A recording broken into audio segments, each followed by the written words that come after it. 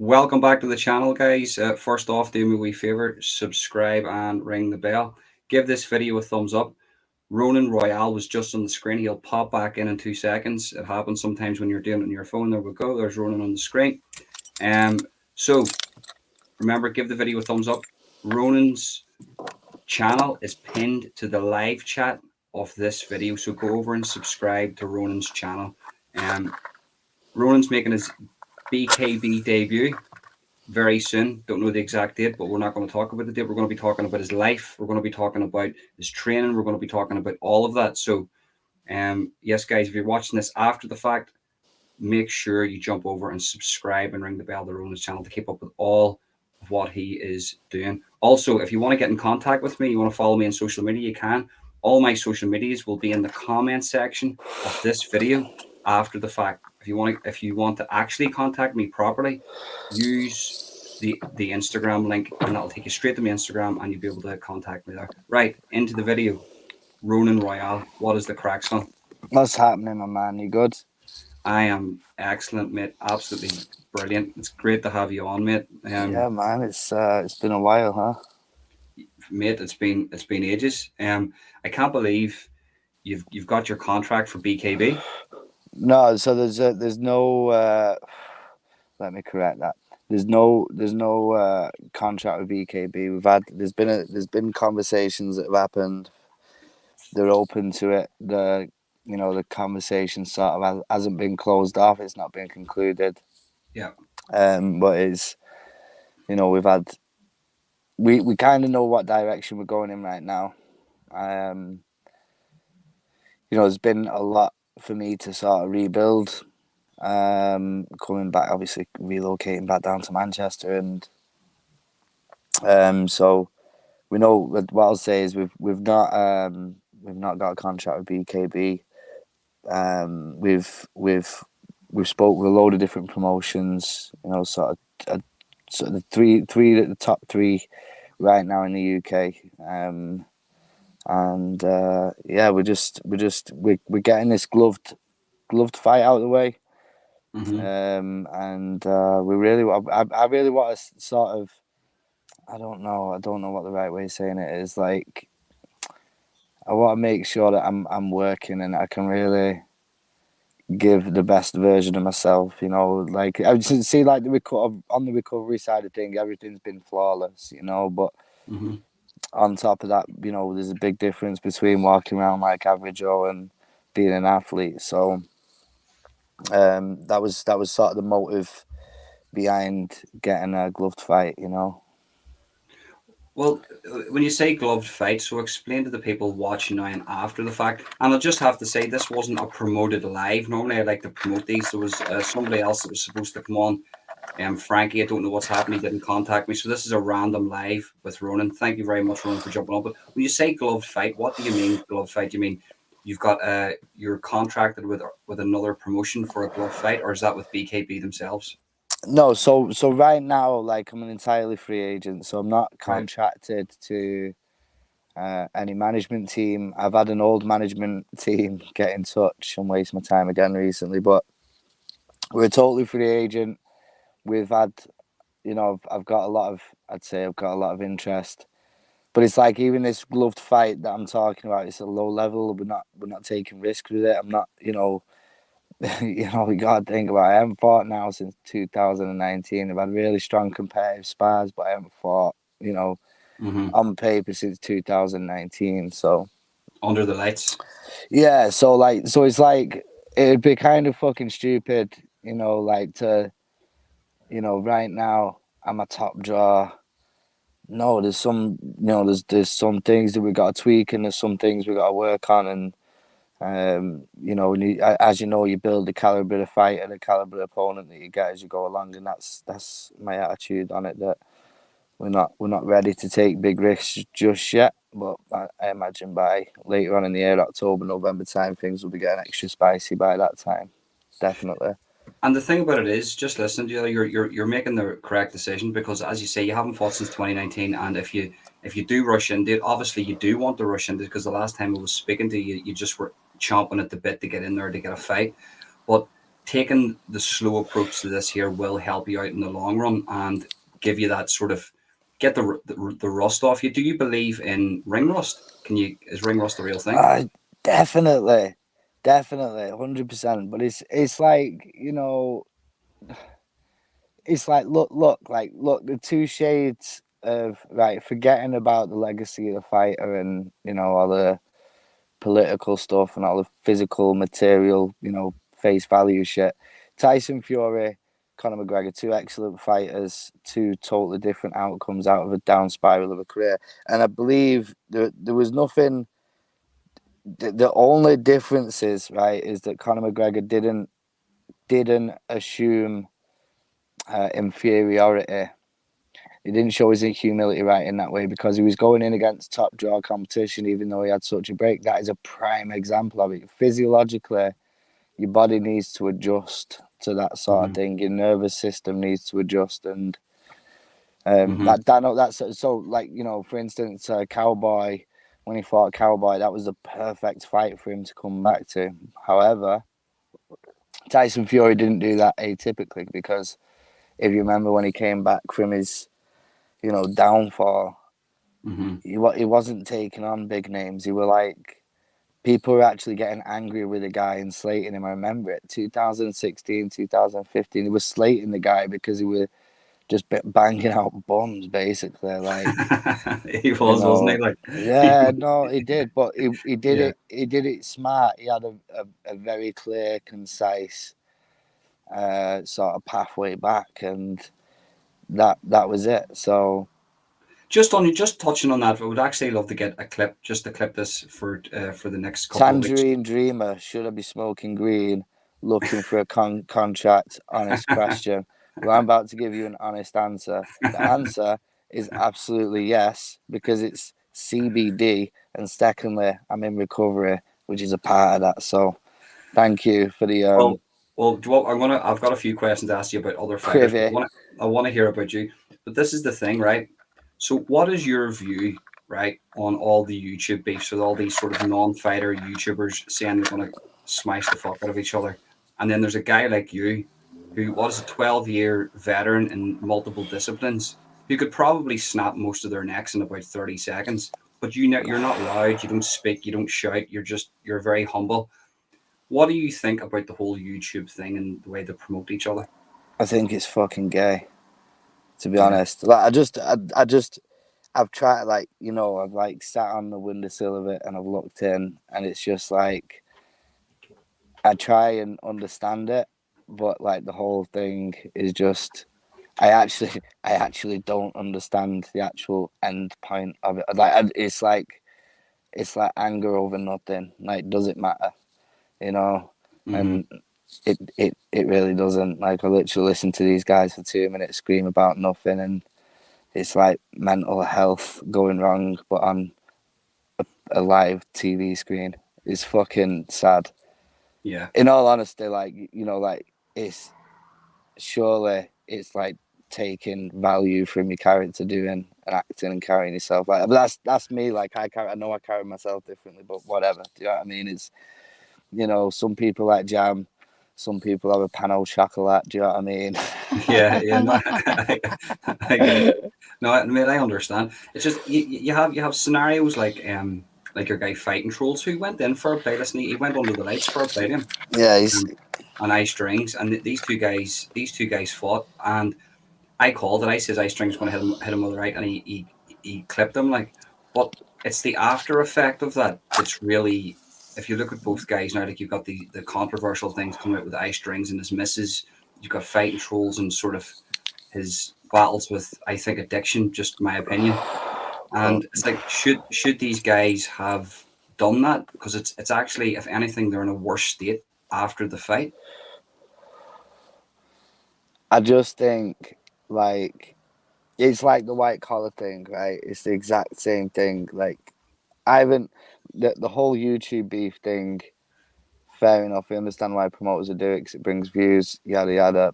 But then it's going back to what we were saying before. Physiologically, your body needs to get used to so much, and that's why there's a lot of a lot of deaths predominantly within white collar. That's why it's been happening, because physiologically the brain, the nervous system, body isn't used to that kind of trauma.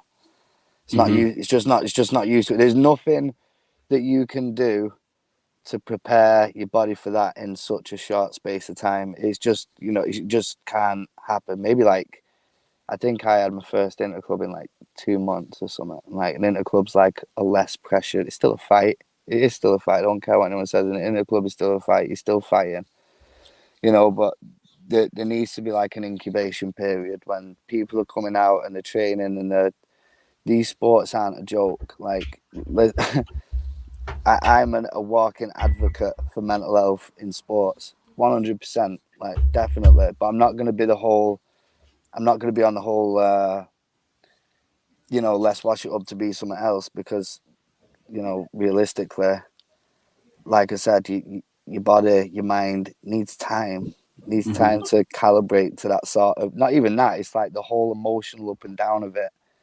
There's, again, when you have amateur fights and interclubs, you have an incubation style environment where your body can get used to those emotions and be able to process them better for training. But instead, we had guys like sniffing gear on fight night, and like they were ultimately it wasn't anything with the promotion. It was purely because these guys were not matured to be in that environment. Do you understand what I mean by that? So Yeah, like yeah, no, I get you. that's my thing with it. Like you notice like pretty much every fighter that lost was suffering from depression. 2 weeks after the fight, there was some mad shit going on somewhere, Mm-hmm. and it's going to happen. Physiologically, the brain is not been set up. Regardless, yeah, okay, it causes TBI. You get a moderate traumatic brain injury, MTBI, and you have TBI, traumatic brain injury, and then you have CT, chronic traumatic encephalopathy, right? So the problem is with any of those things, they can't actually differentiate between, how can we prove someone suffered a TBI? There's no bruising, there's no after, but every guy that lost that took trauma was suffering from depression, and he was having meltdowns 2 weeks after the fight. They need an incubation period where, like, maybe not in a way to say that they shouldn't fight on that platform, but definitely in a way that there needs to be some, sort of maybe like boxing in MMA mitts. Do you know what I mean? Mm-hmm. Or boxing in like amateur MMA mitts. Do you know what I mean? That'd be better for these guys, because like the damage is lifelong. Do you know what I mean? Like you know from from a boxed, a gloved boxer's career, that you can get hit bad and not even know there's an issue. And do you know what I mean? So that's my only grievance with it, that they're not getting enough sort of. I mean, most of the guys haven't even got coaches. They've got no one really looking out for the best interest. So, for instance, like if I went over to Manchester and I had no experience in fighting, could I get on a show? What's that? Sorry. So if I have no, just say I have no, I've got no experience. Well, I've got a bit of jiu-jitsu experience and a bit of boxing, but I'm not a fighter. I've never competed in a stand-up fight before. If I went over to Manchester, could there be guys that just be able to walk into a show just to fill the card? They have no experience. I don't know how things have changed, right? But certainly there were guys that got on the card, um, like that didn't have fighting experience.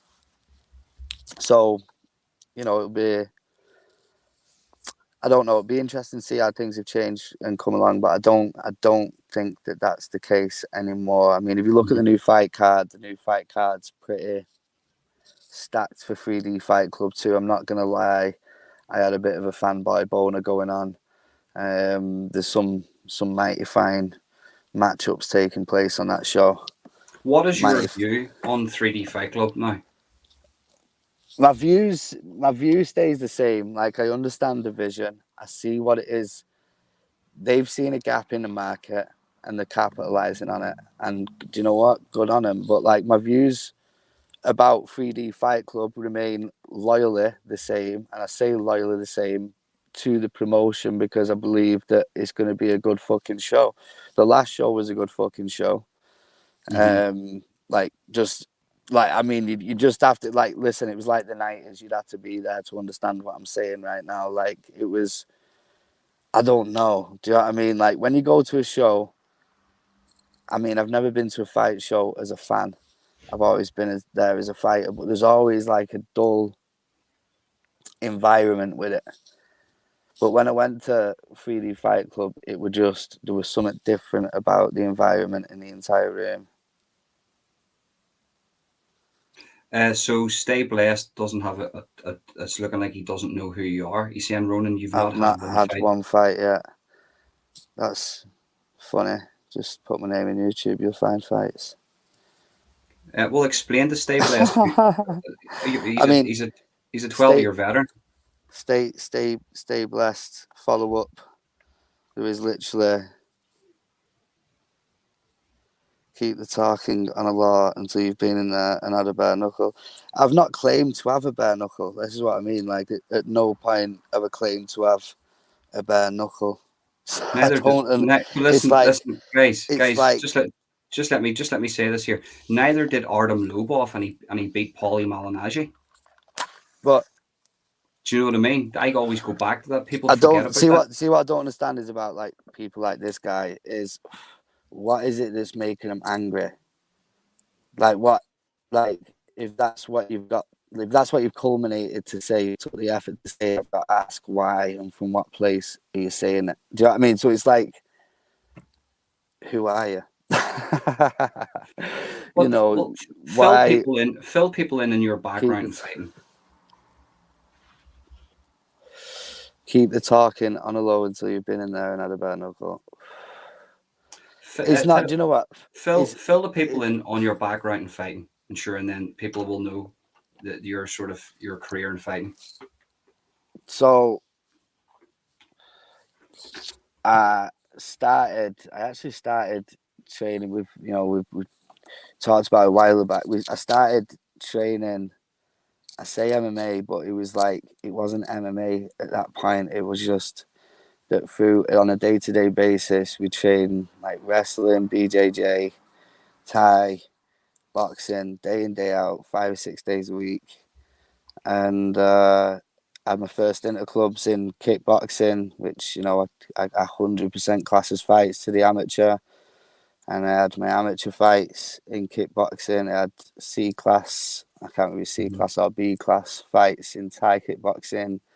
Clash at Creston, Oldham, that was one of Pele's shows. I've boxed for a 75 kilogram British title. That's on YouTube versus T Gale. And I'd never even boxed. That guy was 13-0. You know, he was a current belt holder, and I stepped in as a 0-0 boxer. I'd fought in other disciplines. I'd fought in MMA at that point. You know, I fought in MMA, fought Michael Ord. So, yeah, your comment's misplaced, really. Fought for the WKU world title as a super heavyweight in 2018. Fought onto the qualifiers and became a part of Team England ISK kickboxing squad.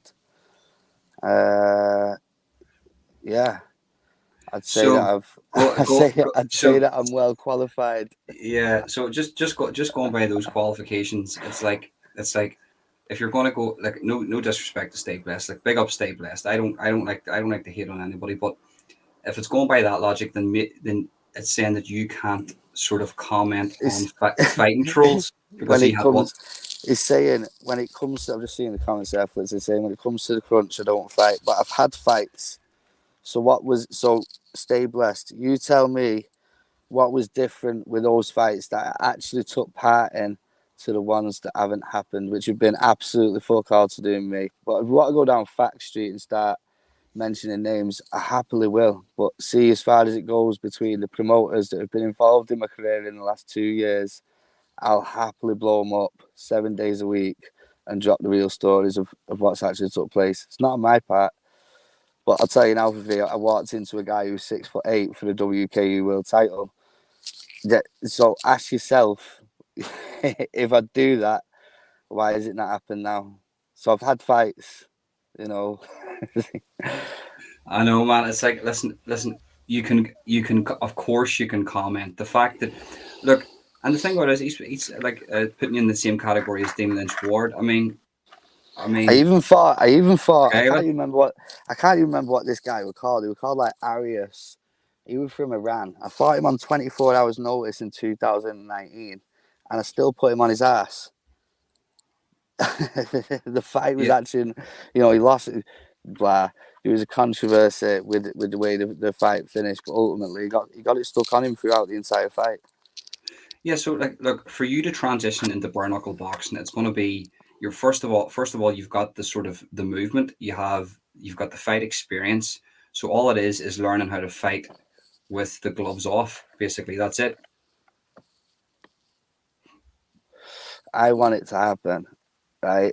And see, as much as it goes, I don't even give a fuck. I'll mention names all day. I don't give a shit. We're going there. As far as it goes, I got 6. I can't remember. The number was debated, right? I'm pretty sure it was 4 or 5. 4 or 5 fights cancelled by BFBA, none of which was ever cancelled through me directly. I found out off Facebook, right? So that was the whole David Round saga, and then by the time it got to around August, bearing in mind that I've been in fight camp since December. So December, January, February, March, April, May, June, July, August. I was in fight camp waiting for BFBA to actually follow through with an actual fight. All that time, we decided to walk away from them. It was the best thing to do because mentally I was suffering. That happened. Yeah, So we can yeah. talk about it all day, but see all the promoters that went about saying the things that they did and made it look like it were me. I'll throw the shade on them all day. The absolute fucking crooks. I don't give a fuck about any of them. The promoters that I'm in conversation with right now are the ones that are actually handling business properly, paying fighters the commission that they've actually promised to get. Do you know what I mean? So it's like, blah. It's water under the bridge for me. Do you know what I mean? The comments even that the guy's making, it's water. Like, he's got his place to say it. That's absolutely fine. But I understand, you know, where he's placed and what place it comes from. But see, at the end of the day, the debute's still going to happen. Whether I talk, stay low, or get my dick out to a crowd of people, it doesn't really matter. Do you know what I mean? Your Yeah, opinion. yeah.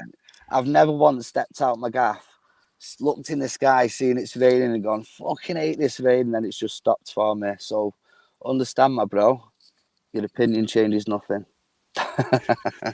I want to move on to something else because you talked about mental So, health. You talked about yeah. mental health. So, I mean, well, actually, do you know what we'll do, right? I wanna ask this question first, right? So, without giving too much away, right? A proper fighter, what is the life?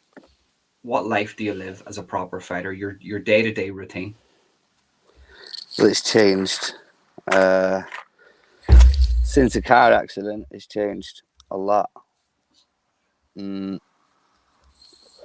Mostly, obviously with the move and stuff, I had to move away from the coach. There was a lot of changes that took place. So right now it's consisting of 12-hour shifts, 5 days a week, and then training for the remaining 4 hours that I have left of the day by the time that I've commuted and done my day sort of thing. Um, and that's it. Like that is it. Like I was given a choice. I can either, I'm earning good money, and I had the choice of earning good money and not training, and for loving the money, I can't not do that. Do you know what I mean? Mm-hmm. That's something, regardless of what this little prick Stay Blessed wants to say. That's something that I've done with my life since 2006, 2007, religiously, day in, day out. So, without that, I have like fucking, I don't know, it's like an identity crisis or something. So that's it. Like, it doesn't matter what's going on. There's no motivational bullshit behind, playing in the background. It's just as simple as if you don't train, you're going to feel like shit. So Mm-hmm. that's it, regardless. I think, Do you think training helps your head then? Just take away fighting. It actually. no, like I don't even want to put that. Like, do you know what? A few years ago, I would have said it is, but it's just a place martial arts was a place of which where I rebuilt myself, right? And Mhm. it's for some people, yeah, other guys say it, other people rush on the topic. But that's very much become a part of my identity. Do you know what I mean? Martial arts and training and all that sort of stuff. That's very much ingrained Mhm. into what I am as a person. Do you know what I mean? Mhm. Like it's as simple Mhm. as that. Um, Um, so if you had to pick one discipline to fight in and make good money in, which would be your favorite discipline? um, I would have never said it, but to be fair, I enjoyed gloved boxing. Uh, I enjoyed that And mostly, who- but and that's, did you have many fights in glove boxing?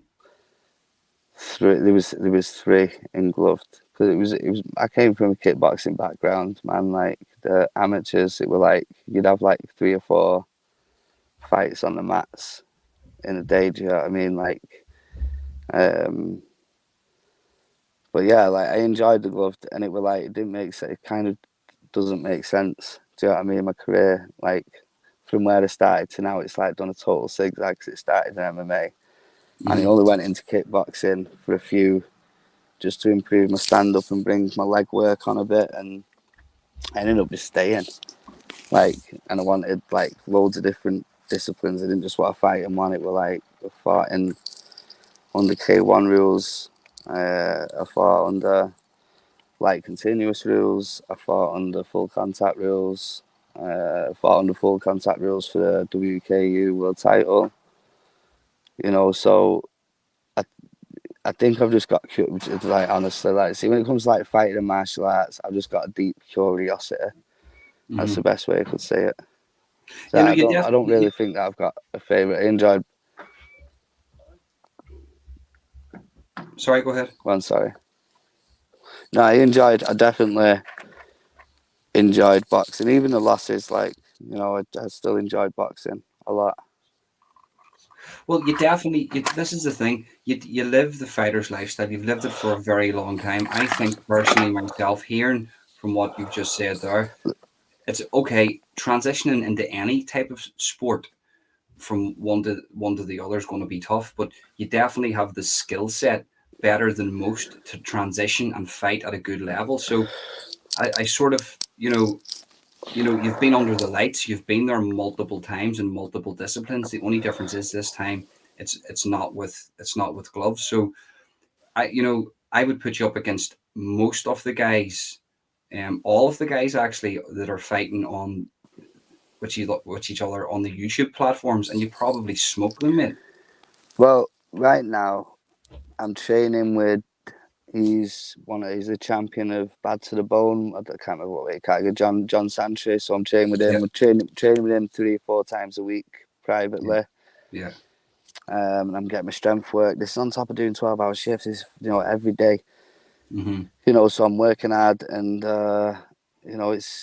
it is gonna happen. Do you know what I mean? Like I'm just flip through the comments. Stay blessed again. BFBA fucked up big time, right? And the last time, after listen, I'm gonna say this. I'll say it Hmm. again. Just who's still sat there listening. BFBA, if you wasn't listening, cancelled 5 of my fights through Facebook. I didn't get a direct message. They cancelled that fight 5. They kept me in a fight camp from December through to August. You know how fucking nuts that is to keep a fighter that long tuned. Like it's absolutely mentally degrading. And then not only that, finding out your fights are cancelled through Facebook, not getting a message or a direct call through fucking Facebook, and you're getting tagged in shit. That was how bad it was, and it was a week before the fight every time. I didn't pull out in any of those scenarios. And yes, do you know what? I've said it time and time again. It made me look like a fucking idiot in the end. It did make me look like an idiot. But I didn't cancel the fights. That was on fucking Andrew Bakewell and whatever COVID bullshit that he were going through, regardless of whatever excuses he comes up with or says, or whether it was real or not, doesn't really matter, because Stay Blessed is proving what I'm saying to be truth. Do you know what I mean? So it doesn't matter what he says really, because it tarnished my name in the process. However, since then, again, like we you're asking what it takes to be a fighter, right? And all that. What makes a fighter? And I'll re-answer the question, because the way I see it was, I hit a lorry at 60 fucking miles an hour, went underneath the fucking thing in a car that I bought 2 days before for cash, right? And after doing that and breaking 6 of my ribs, bruising the frontal lobe of my brain, I went to hospital, and then I fucking went to sparring, and then I went training for 3 weeks before I even knew that I had a brain injury or 6 broken ribs. I was adamant that I didn't have broken ribs. That's what it takes to be a fucking fighter. So regardless of what anyone believes, that's the way it will always be. Because that's like, it's not like I'm having an ego trip when I was doing those things. And I shouldn't have been sparring. That's a fact. I had a bruised, on paper, I had a bruised bruised frontal lobe. I had 5 or 6 broken ribs. It was fucked, and I was Did you still do that? sparring. Did you go to hospital? I was in hospital, man. I was fucked up. Like, I went under a lorry, man. It was fucked up. Like, Wow. destination fucked. Like, I'm not kidding you. I was in a bad way. But I had the crash on the Saturday, and Sunday I was sparring. Monday I was sparring. Wednesday I was sparring. Friday I was sparring. Ashley McGiffin knows that I was still training whilst I had broken ribs and a bruised brain. He knows that I was going to the gym. I was coughing up blood 2 days after the crash. But I didn't know I had broken ribs. Like, the scans, they told me that I'd fractured my ribs in hospital, and I was just like, fuck it, we're still fighting. And then obviously Wow. 2 or 3 weeks down the line, I had to have a phone call with Ash Giffen. I got all the paperwork. I was stood in the fucking hospital, and they're like, how the fuck have you managed to get through the last 3 weeks and still be stood here? I shouldn't be sparring. That wasn't an ego trip. I wasn't advertising that that's what I was doing. We know what implications that would have had on Hmm. on anyone's reputation. But Ashley McGiffin, Dougie Joy, everyone knows I was still training. That's what it takes to be a fighter. Fuck BFBA. Fuck Andrew Bakewell. Not interested, mate. That's what I'll Well, say. that's a crazy one, mate. Do you know what I mean? To go through that and to spar. Do you think that had any long term lasting effects on yourself? Abs- it was the best thing that happened to me, man. That car crash was undoubtedly one of the best things that have ever happened to me. Why? Because I walk away from that with more than what I've ever had. More than what I've ever had. That's absolutely madness, Ronan. That's You absolutely know, like, madness. all the things that I was fighting mentally before that, they're all done now. Do you know what I mean? Like, Hmm. I'm enjoying my training. I'm enjoying my life. I'm enjoying, being where I'm at in me. Do you know what I mean? So I couldn't have asked. Like, it forced a lot of shit decisions. There was a lot of bad that I can take from it, but ultimately, I'm in a better place. I've come out of that a better person. Do you know what I mean? Like, and it's as simple as that. Hmm. And long term lasting effects. Let me tell you, right? 31st of March, right? This was when I was admitted to York Hill Brain Injury Clinic. Yeah, this is how fucking serious this shit was. They was assessing whether we actually needed a care team. So I walk in, sit down, 3 doctors, whatever, neurologists, blah, blah, blah. And we start talking. They're just having a conversation, asking me questions about the crash, about who I am, about my life, all this sort of stuff. And after about 5 or 10 minutes, fuck knows, we were just talking, do you know what I mean? So it could have been 30 minutes, but off my pack, it was 5 or 10 minutes, right? Hmm. After that, this woman, she was called, I can't remember the name. I've still got the letter, right? She wrote the letter that I received, and I had it on paper because I was like, I'll tell you this in a minute.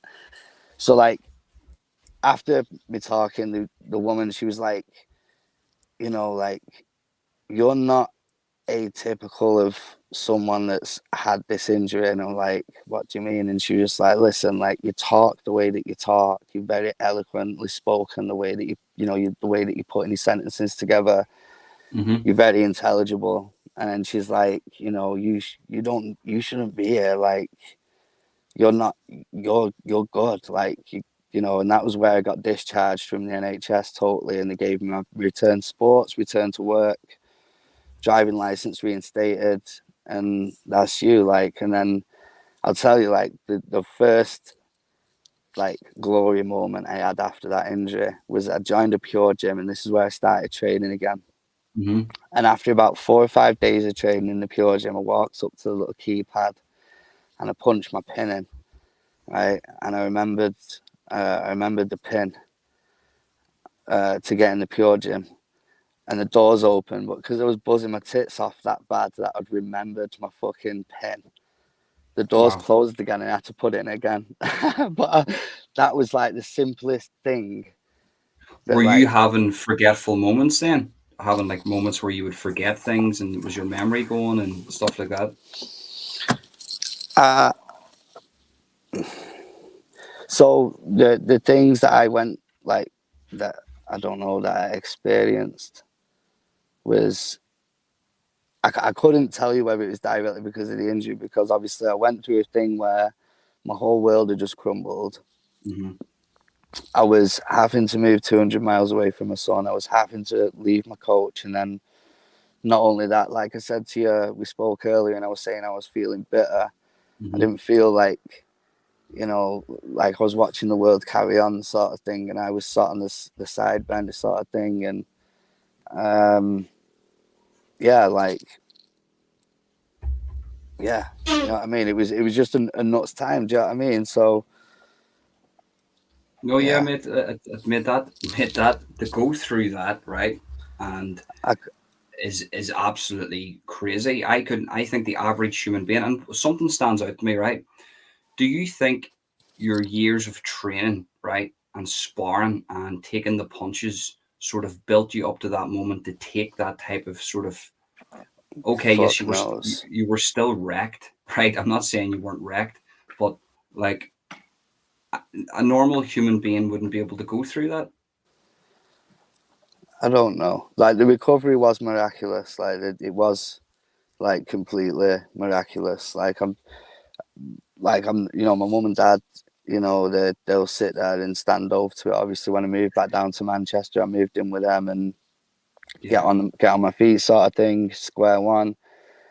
And literally, I'm not like I don't know whether it was a part of the car crash or part of the things that I went through, but literally every day, I got back from work, I would just went to my room, like, Yeah. and I'd go and train, and I'd go back in my room, and then I'd work, and then weekends I'd just sit in my room, Hmm. and that was like weeks of just rehabilitating and recovering. And I'm not lying to you, like it's not even that like I'm, doing this to, so I'm good again. Like I'm adamant I'm gonna fight, and Yeah.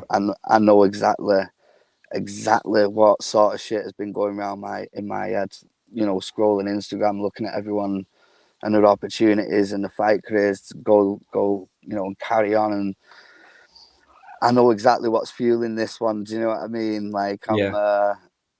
but it's definitely different now. Do you know what I mean? Can It's I just definitely can I just different. clear something up? I'm going to clear something up. Somebody says that I farted. I didn't. So my seat sounds like this. What do you hear? Oh no, hold on. It's not doing it now. It's not making the noise. There, it That's, makes like it makes like a squeaky uh, noise. So no, I didn't fart, mate. If that's what you think. But so whenever you do get in to the ring, how do you feel? How do you think it's going to go? Are you going to be ferocious? Are you going to be calculated? Are you going I'm to be gonna tell you violent? something, right? And I probably took something from it.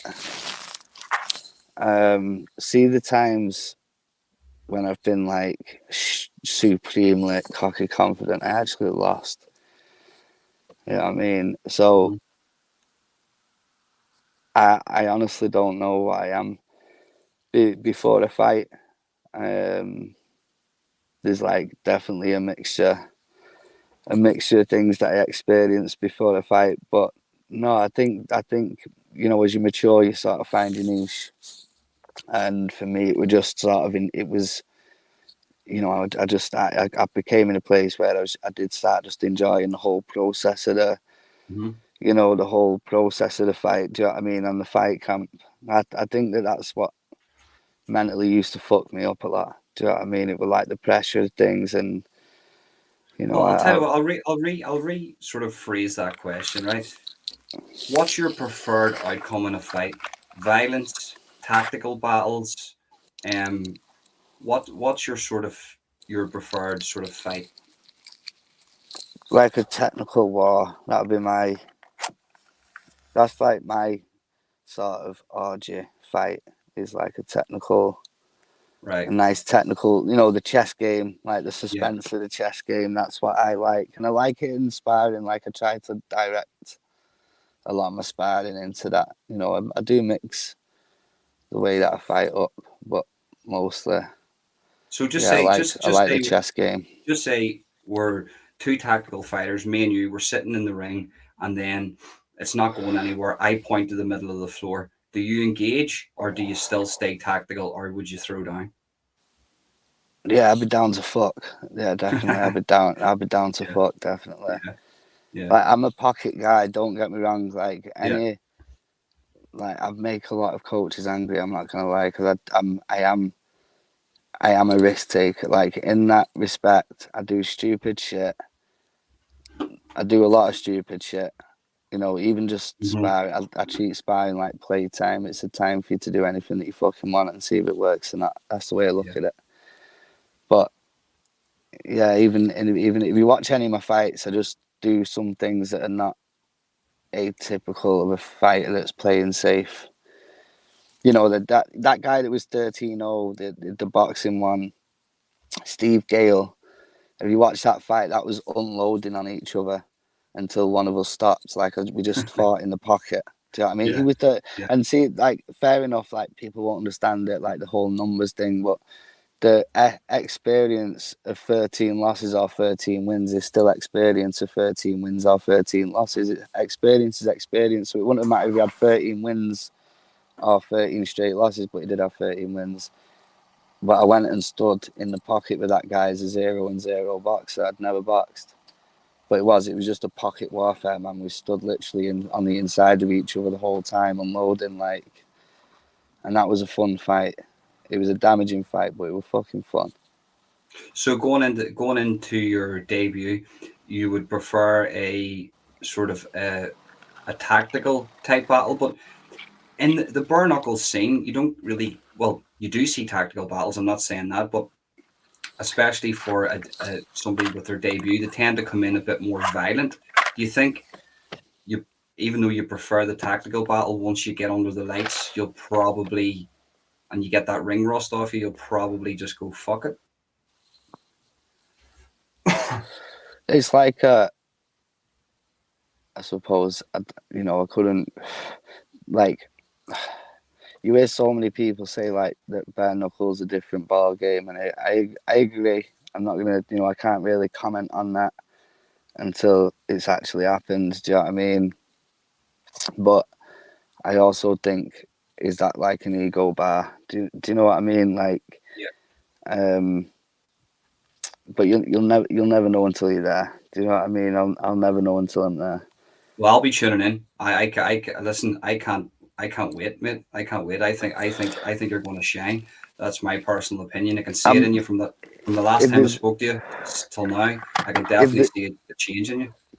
if there's any lessons that I'm taking from everything right now, and also, you know, thank you to Stay Blessed for helping me reconfirm and reaffirm it.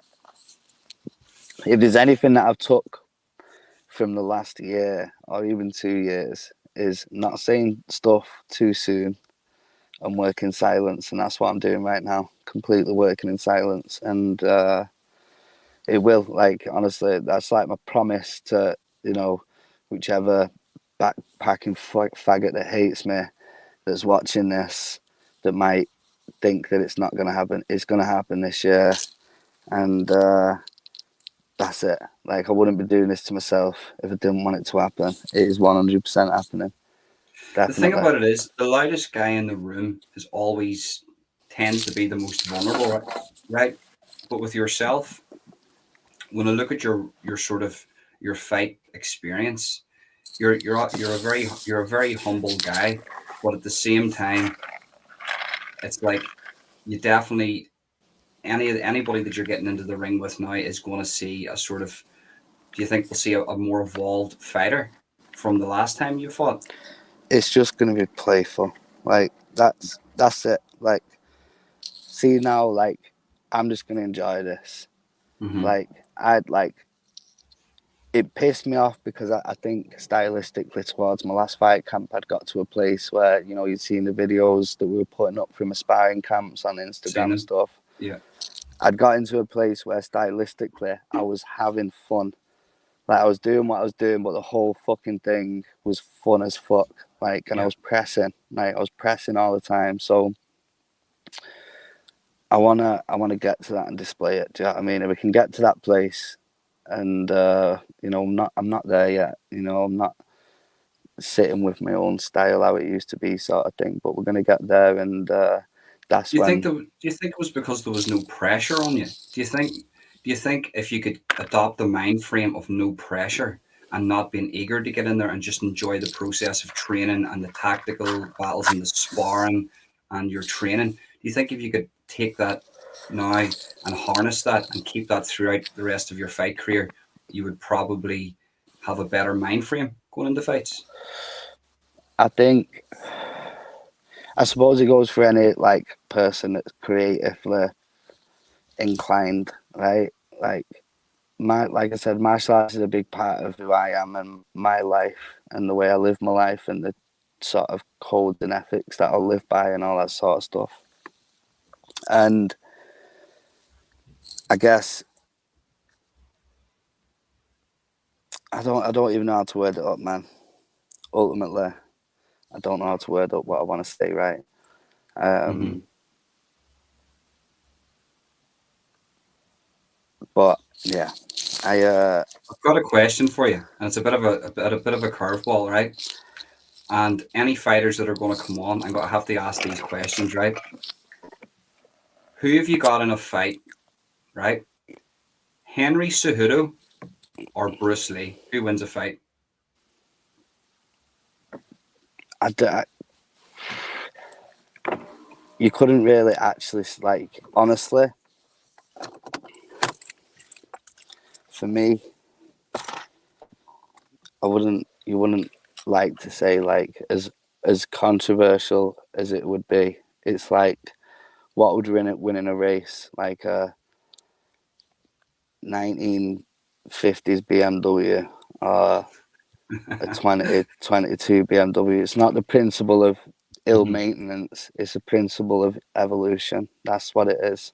Well, the reason why I asked the question is because me and my brother near got into a fist fight a couple of years ago because I was trying to tell him that Henry Cejudo would obviously smoked Bruce Lee, and he couldn't understand this. He couldn't understand why I was saying this. He's like, "But Bruce Lee's the greatest fighter that's ever lived." Like Bruce Lee's never had a fight.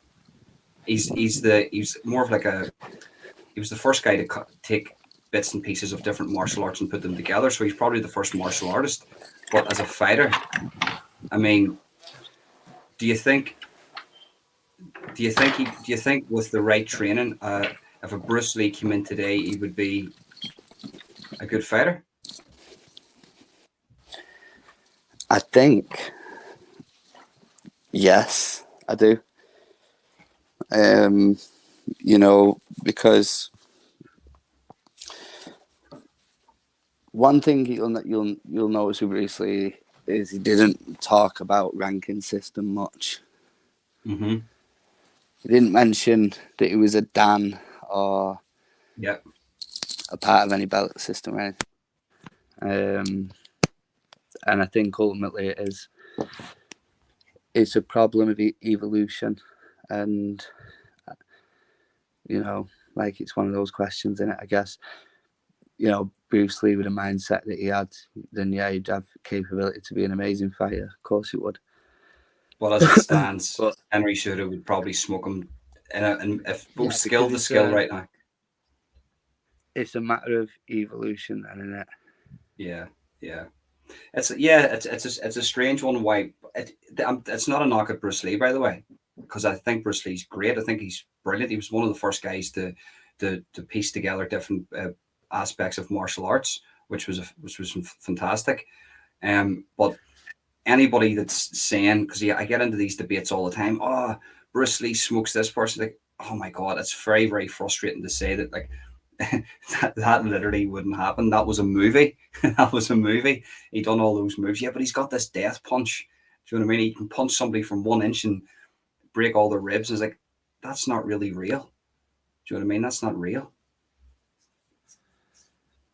I mean, do you know what? Like, I think for, you know, that for me, all martial arts, you know, even some of the phony stuff, right? Because, you know, you've got it's like good and bad, isn't it? Like, you can't have one without the other. And if there wasn't, you know, just for instance, like, I'll give you an example of it. We've got a lot of schools, good reputable martial arts schools, and I'm like blessed with like a lot of good boxing gyms in my area, a lot of good martial artists, tightly packed in the area where I stay. It's like absolutely Mm-hmm. fluent in martial artists for some reason. The little valley that I live in, like, we're really good quality ones. And there's the odd McDojo, and if anyone doesn't know what the term is, McDojo, it's just basically a martial arts school that's just flipping money that is not legit. You know, like, they probably teach like no can do or some shit. So without those McDojos, it wouldn't like sort of press other gyms to run with more integrity. Do you know what I mean? So I think for the bullshit martial artists, you know, it makes the other martial artists constantly revise the stuff, you know. And when you look at how far martial arts has changed, you know, since day, really, the principles of it have like changed along, whether people would like to admit it or not, whether it's a westernized problem or not. 100% it's a westernized problem. I went to Japanese jiu-jitsu school once, and big up to them, right? Because he was a legitimate ground game expert. There's no doubt about this guy was an absolute killer. He had an MMA fight, a few MMA fights, but he was a sensei. That's what his job was. He wanted to sort of teach Japanese jiu-jitsu, and I was frustrated because whenever we were doing ground game work, it was brilliant. I loved it. But see, whenever we've done stand-up work, because of obviously I've done a wee bit of boxing before, it was like, this isn't really going to go too well if you're going to use this for self-defense. And I remember he was teaching us how to, like, if you have a pencil in your hand, how to like rub it up somebody's like wrist and wrap it around them and sort of have a grip. And then he said something about fighting uh, two or three people at the same time, and it was like, well, that isn't going to work if they have baseball bats or somebody has a weapon. Do you know what I mean? So whereas ground game work was absolutely brilliant, and I'm not going to, Sick. I can't sort of get at him for that.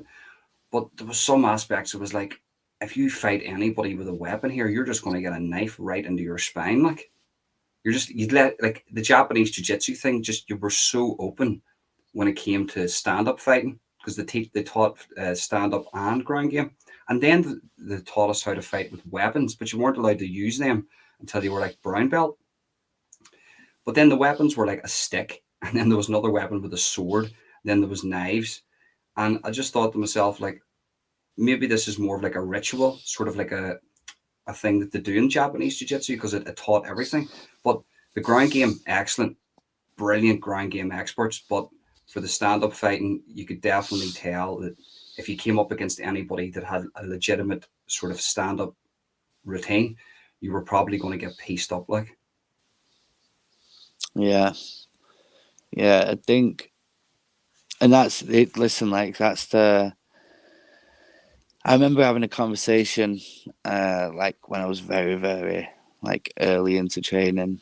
I was very keen, but I wouldn't have considered myself a martial artist at that point. I was like training a lot, but I was just keen.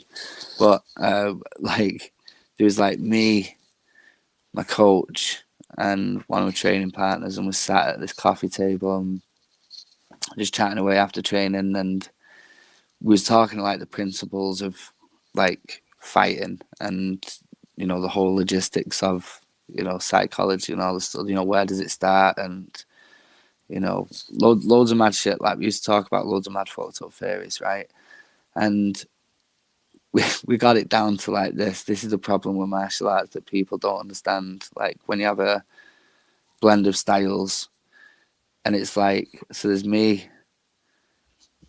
Justin, and we'll say Rick, right? So there's me, Justin, and Rick, right? I could kick Justin's ass, and Justin could kick Rick's ass, but Rick might kick my ass.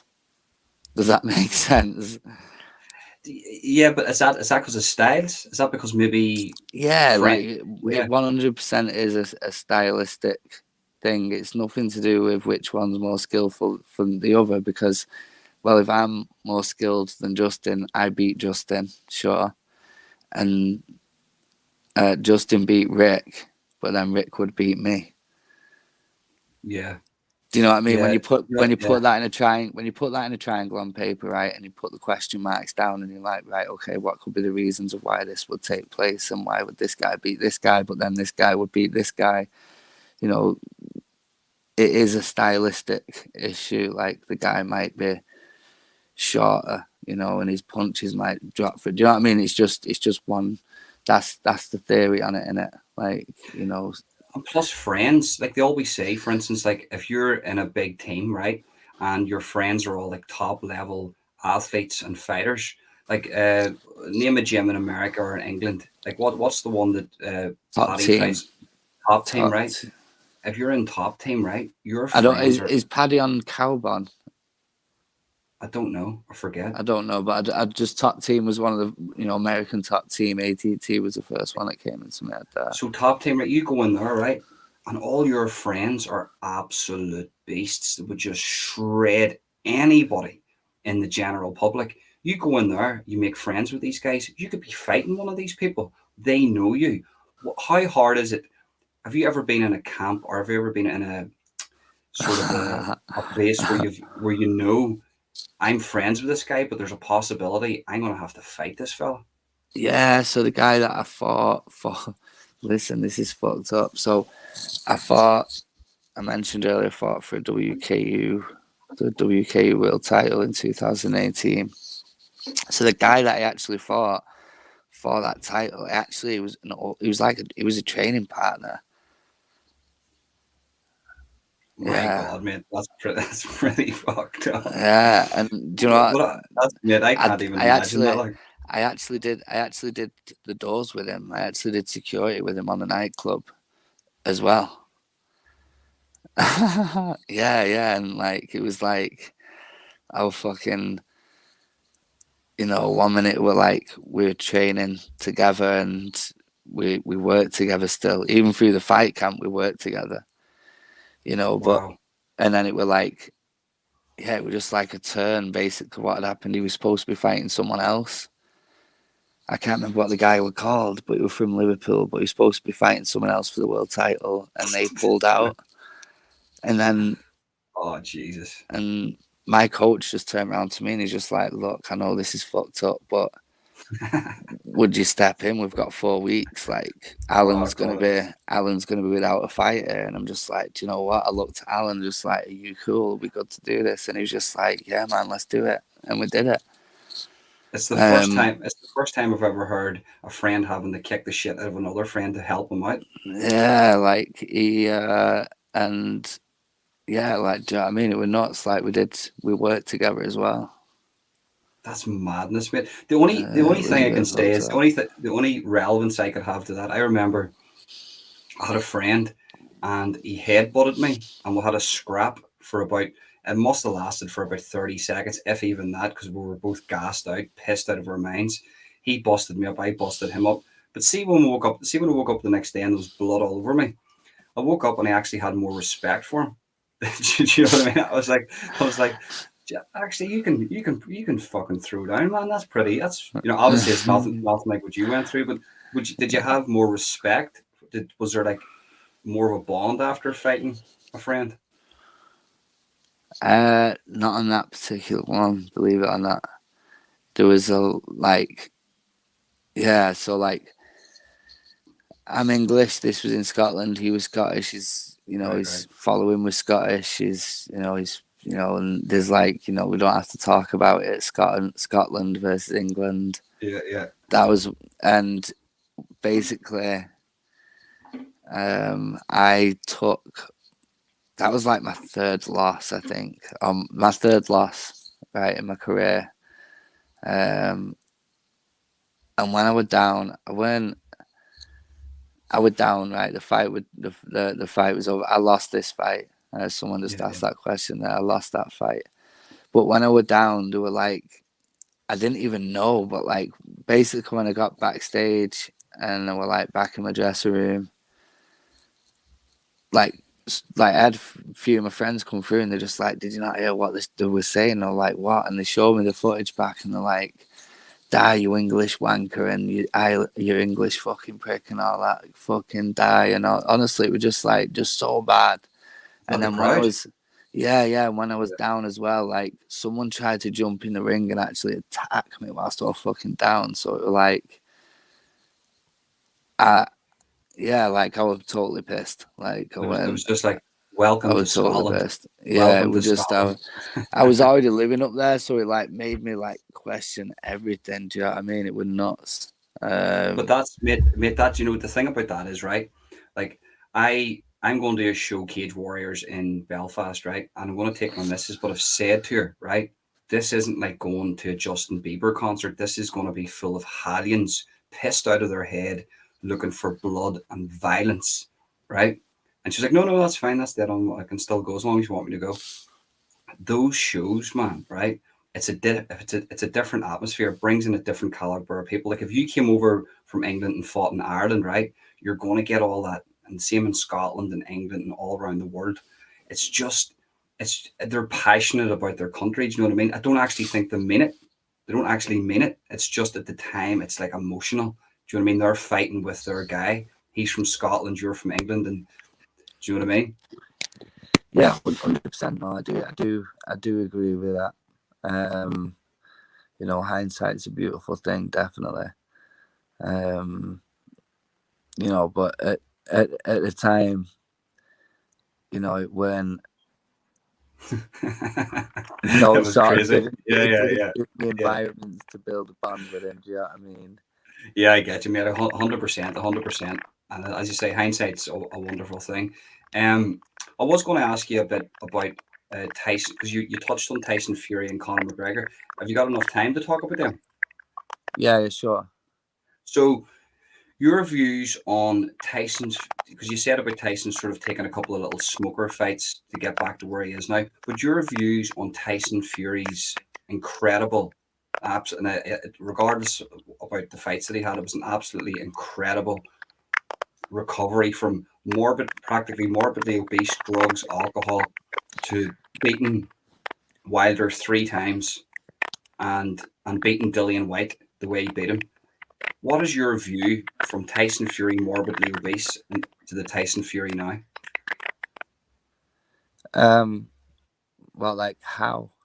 Yeah, like, no. What is your view on him? Do you take inspiration from people like him? Do you think he's shit? Do you think he's good? What's your view on him as a whole? No, like no, like it's just um, it's like the comparison that I was saying was like when you get two really great guys, regardless of discipline or demeanor or any of those Hmm. things, and you like again you ask why and you go over the theoretical stuff and put your question marks down. It's like with Conor McGregor and Tyson Fury, and the difference in two comebacks was like Conor McGregor had a sterling matchup with Cowboy, and that was where I thought that maybe, you know, he was actually going to go a path to succeed again and he was going to reclaim his greatness. But the issue wasn't about mantra or mindset or anything like that or any of those things. Like Tyson Fury, if you remember back to 2016, he was getting slated because he was taking bum can fights. And it goes back to what we were saying about the YouTube thing. It 100% does. We talk, the ring rust. Mm-hmm. It takes your body a while to get used to your nervous system, your brain to work how it used to work. And Tyson Fury played his cards right, and it was just as simple as that. He knew that he couldn't take risky fights coming back in. If he was going to build himself back up, it had to be from like an incubation period, building momentum, getting his head and his nervous system back in tune in the ring, actually gaining more maturity in the ring. And that's what he did, and that's he did it fucking beautifully. Do you know what I mean? And Conor McGregor didn't do that. He took the risky fights. He showed his his might with Cowboy, but then the next few hurdles not so much. Well, Cowboy was over the hill a bit. Cowboy, when he fought Cowboy, everybody was like, "Oh my god, he beat him with shoulders." But Cowboy was over the hill along. He fought a Cowboy. One of Cowboy's best fights. I remember he fought a guy called Rick Story, and he cracked him with his shin, and it was a brilliant fight. But Rick Story was he was like a wrestler, and he was just coming forward. He only had like a right hand on him, and it was like Dana White was maybe setting up fights for Cowboy to make him look good. When McGregor fought Cowboy, it was a bit like this was a warm-up fight, and it was like the first warm-up fight in sort of big stage He MMA. should have had like maybe Conor McGregor should have had maybe like 7 more of those, and things could have been different. But who's getting that in MMA? Like, if you're going to do that with Conor McGregor, you're going to make MMA just the same as boxing, where you can have 7 warm-up fights. And what is a warm-up fight in MMA? Because in MMA, there's so many ways you can win. You could have a warm-up fight against what? Me? Am I going to be McGregor's warm-up fight? Like, I think ultimately in any promotion, I think there's an understanding of where everyone sits at the table. And he just needed some low ranked fights. It wouldn't have mattered anyway because he still would have made bank. So it's sad, like it's like that downfall is twice sad. I don't like having anger for Conor McGregor. I actually find the whole thing sad. Do you know what I mean? Because it's like it could have been done so differently. And I think to a degree, a fighter, as a person, is completely fucking insane. So it's like he was failed. Like, fighters are misguided. I don't care what anyone says. Fighters are so misguided and lost, like, broken individuals at times. I think that he was, like, he had coaches around him. He had people around him that were with him making these decisions and actually going, yeah, this is fucking amazing. Let's go straight for the guys at the top again. It's like a box, like if you use like no matter what sort of level you was at in boxing, if you was at a high level and you'd had some time off, your trainer wouldn't go, like, listen, let's take on Tyson Fury. Yeah, we'll have 2 or 3 fights and we'll be in with Tyson Fury. And we're like, that just wouldn't happen. Do you know what I mean? So that is sort of proof that ring rust is real. That, like, the age-old question, is ring rust real? 100%. Because if you have to have those warm-up fights, and coming from a legitimate guy like yourself, I mean, it is true. You have to sort of you have to build back up to the big fights. The only thing is, in MMA, it's so brutal. It's run by a dictator, Dana White, who I love, by the way. I love Dana White, but at the same time, it's like, what do? You're just in with the wolves, and that's it. That's it, man. I think, yeah, like longevity. I think you've got to be well up and on your game, definitely. And I think Tyson Fury's nailed that. That's like I think the smoke screen is the motivational stuff, but realistically, what he did was very mapped out. Yeah, but he did shoot. He did shoot. He did shoot for the. Is that my? I think that's my. Is that me making that sound? Is that me? It is. Yeah, it is me making that sound. Apologies about that. But listen, we've talked about a good bit tonight. Ronan, and I think that we're going to get you back on before your fight. I'm going to build it properly for you, and we're going to do it properly, proper interview style, and it's going. Your fight's going to be amazing, mate, and I don't have any doubt that you're going to win. Do you know what I mean? I know that you're going to win the fight, and it's mapped out for you. That's it. So, are you Well, anything else you want to say? well, in regards to the fight, it's was set to take place 30th of July. I got a message 2 days ago. I'm not matched yet, so that's why I've sort of not pressed it. I'm not big on pressing the fights. Don't want to look like an idiot again. But the main thing is I'm in good shape. Do you know what I mean? And I'm working hard despite the hours that I'm doing my work. I'm still working like an athlete should. So it's not far away. And obviously, I know I probably shouldn't say this, but Stay Blessed can totally suck a day. Apart from that, everyone else can actually stay blessed. Is it going to be in England, or where's this going to be? It's in England, yeah. The sort of it's set for Liverpool, 30th of July. And see, the minute I'm matched, I'll promote the shit. Like, do you know what I mean? But I'll um, see if I can get. I'll see if I can get press credentials for that, mate, and go over there and actually the and actually. promoter, I actually fought the promoter back in 2017.